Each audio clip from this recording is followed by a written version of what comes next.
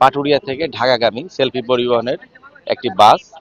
সে তার সামনের চাকা, যতদূর জেনেছি বাম পাশের চাকা পাংচার হয়ে যায়, সে নিয়ন্ত্রণ হারিয়ে মানে শিবালয় থানাধীন যে বরঙ্গাইল বাস স্ট্যান্ড থেকে ঘিওরগামী যে সংযোগ রাস্তায়, আর এখানে দুইটা ব্রিজ আছে, ব্রিজের মাঝখানে সে পড়ে যায় নিয়ন্ত্রণ হারিয়ে।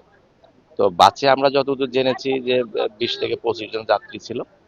এর মধ্যে একজন খুব গুরুতর আহত অবস্থায় হসপিটালে নেওয়া হয়, তারপরে সে মারা যায়। যে ব্যক্তি মারা যায় তার নাম দেলোয়ার হোসেন, তার বাড়ি ঘিওরে আমরা যতদূর জেনেছি।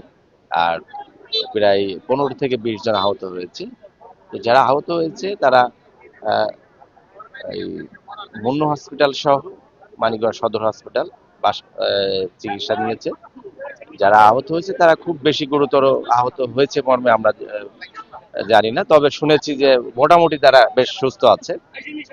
আর এখানে আইন শৃঙ্খলা পরিস্থিতি স্বাভাবিক আছে। আপনারা দেখেছেন বাসটা খুবই খারাপ অবস্থা, সামনে উপরের অংশ একেবারেই নেই।